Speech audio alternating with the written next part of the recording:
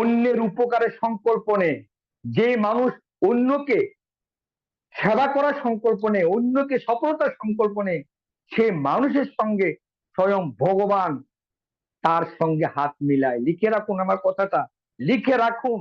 যে মানুষ অন্যের উপকারের জন্য, অন্যকে উপরে তোলার জন্য যে মানুষ সংকল্প নিয়ে সদা চেষ্টা করে, তার সঙ্গে পরম ঈশ্বরের শক্তি থাকে।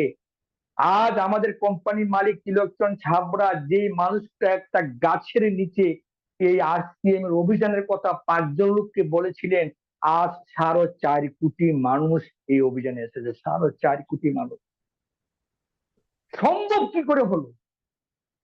সারো আসতেছে পুরা 270টা গোডাউন ডিপো, 16,000 তার পিউসি,